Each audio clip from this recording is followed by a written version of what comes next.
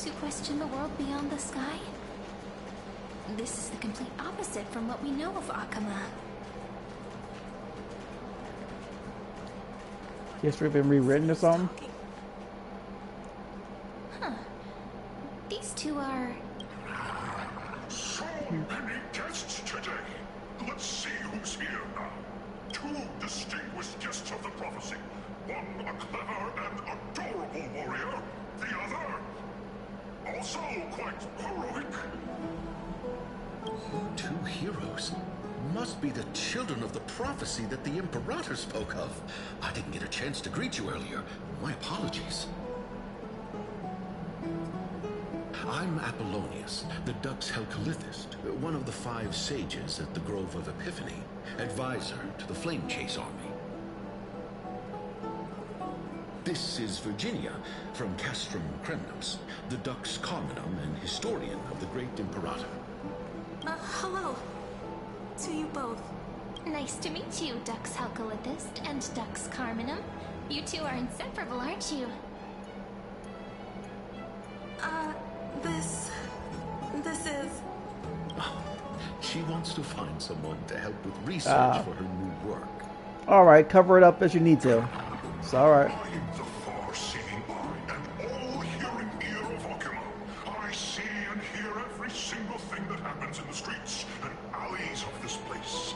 I'm the perfect partner for research. Enough small talk. Here's the latest news from Akama. The children of the prophecy arrived in the holy city, and the Imperator unilaterally stripped away military power. The Alliance meeting ended in discord, and there may be bloody upheaval. As expected. I get the feeling you might have embellished a bit to keep people's attention. I swear on my stone maid, I would never do such a thing. But if you wish to quell this terrifying news... Never mind. While the influence of rumors can be minimized, the fact remains that the Great Imperator did swiftly consolidate military power in an almost threatening way. It's undeniable. Heroes, I know the Imperator's way of doing things may seem a bit autocratic to outsiders, but soon you will witness her blade dance with enemies on the battlefield. I can't comment on the source of her loyalty, but when that blade is drawn, you two, as bright as you are, will surely see the deep thoughts beneath her exterior. The Imperator's blade. Is he talking about Miss Hycelan's? I sense some unease in Dux Helcalithist's words. It seems the Imperator and Miss Hycelan's share a much deeper bond than the others do. There are eyes and ears everywhere. Is there any place where we can have some privacy? To understand the Imperator's secrets, we have to get past Miss Hycelan's.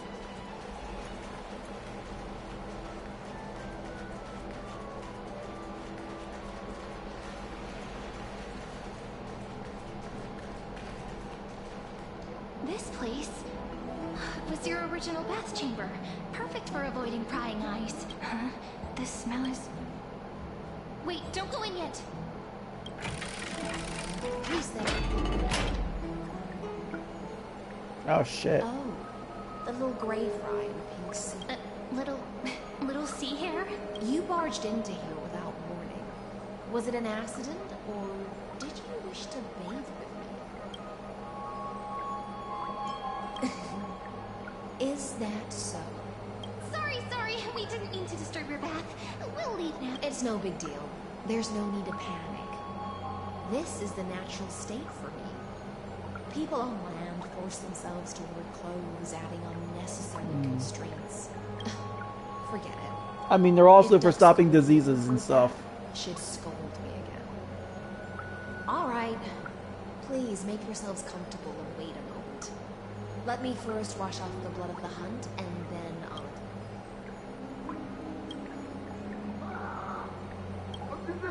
The delegate from Leon has been assassinated! Quick! Quick, someone come quick! Ah, the broken crab shell surfaces. was worried it had been washed away by the current.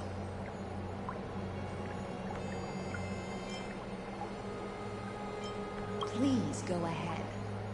But let me remind you. The commander of the Imperator's Imperial Guard and the Achaemen's Civil Guard is right in front of you. I see. No wonder there was a faint smell of rust in the air before I even entered. Why? Is it because the Laydonians refused to contribute troops to the Flame Chase journey? Or just because they offended the Imperator? Because the new era of the Flame Chase doesn't tolerate stagnant blood. For the ignorant masses who cling to outdated laws, only bloodletting can wake them up. Right now, the rebel forces on the frontier are rising, and Layden has been secretly supporting them. They loudly chant the slogan, "Return to the era Chrysia," unwilling to relinquish military power. They're just building momentum for the rebellion.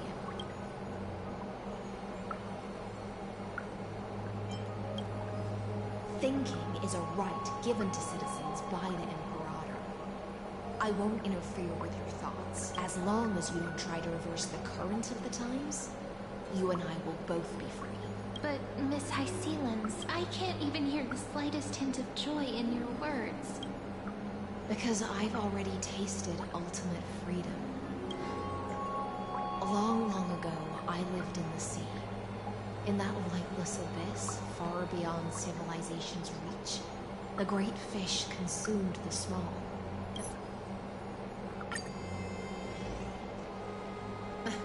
Being your subordinate is such a tragedy.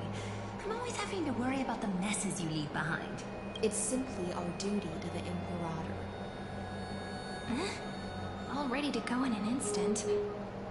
Miss... Yet you, a golden trout who's always busy all day, suddenly have the time to visit me?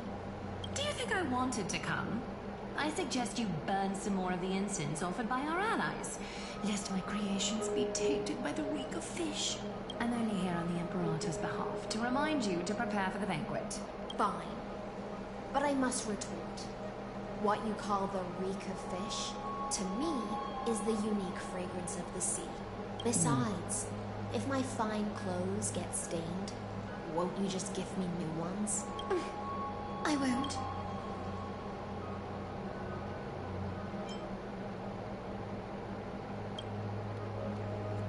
Is that how friendship is described beyond the sky? By the way, you both just mentioned a banquet. Could you elaborate on that? Oh, right, you don't know. Every time before a battle, or after a victory, the Imperator holds a grand feast for the Chrysosaurs to lift our spirits. For us warriors who swim constantly between life and death, these feasts are more worth looking forward to than victory. A banquet to prelude the hunt for the god of banquets, and honey brew as a tribute to commemorate the ancestor of honey brew. How absurd. Don't look so grim. All has been decided. Since it's a banquet for Fagusa, why not take a leaf out of the Titan's book? Live in the moment and enjoy life to the fullest. I'm not as carefree as you. That little Dolu's kitten is already causing enough trouble for me. And on top of that, I still have tailoring commissions to complete. By the time the cool flame illuminates my eyes, I might not be able to focus as I used to. Glaya's eyes. Curious about these eyes? People often compare them to jewels. You do look like it. But I've already made my decision to ask romance for eyes that can see everything. I wonder what this world will look like when I take the divine authority. In the future, you will still be the finest weaver in the world. Is this also a prophecy from the Three Fates? It's even more accurate than a prophecy. After all, he has already witnessed it, True. right?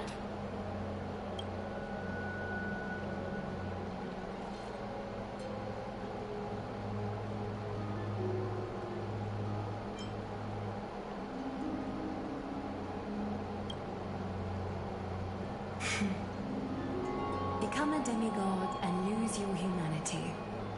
That is the only reply I've received in the countless times I've sought wisdom from the prophecy. But Destiny's fragments are like stitches. Before they're threaded into splendid garments, no one can see their true charm, can they?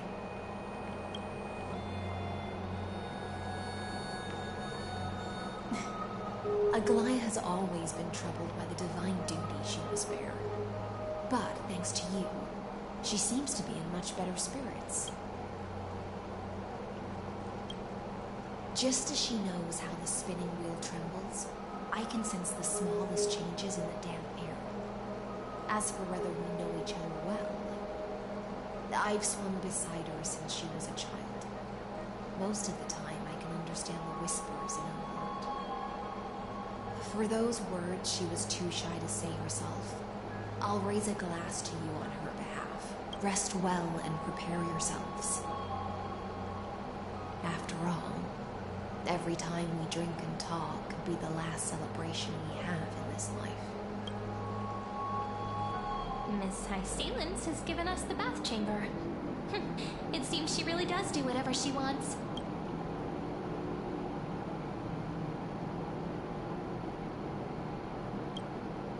Indeed. But she could return at any moment. If we're having an important discussion, we must remain vigilant. So, let's seize the opportunity and report our current progress. We don't want to keep everyone beyond the sky waiting.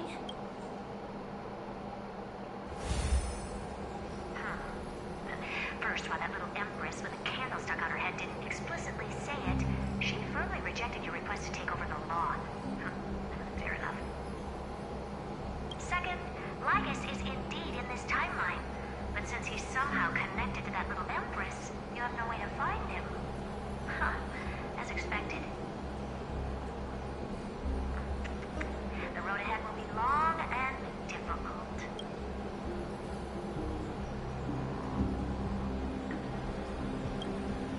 It's all just a guess. What? Did I guess right? We've made some progress here too. But nothing to get too excited about. Our time is short, so let me summarize.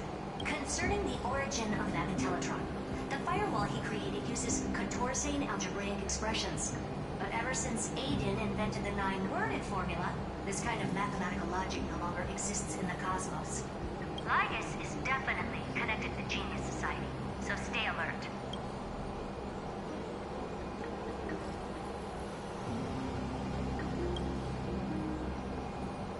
We can first exclude Droidhead themselves. They specialize in minding their own business and wouldn't intervene personally. But Screwy and I are still eliminating possibilities one by one. Currently, the most likely candidates are these few. The Lord of Silence, Acha. Oh, the 2 Ruperts are also possible. But it would be too boring if it were one of them.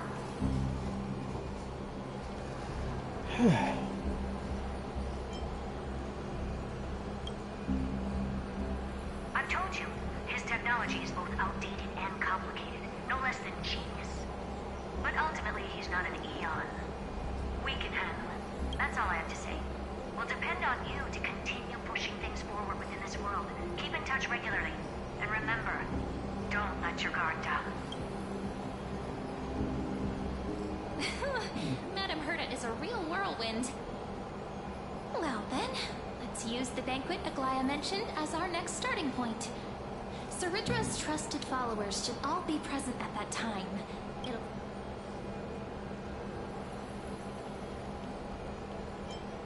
It's settled then. With our great teamwork, we'll be able to deal with anything that comes our way. It's been a long day. We should get some rest now. Yes, let's get ready for the banquet.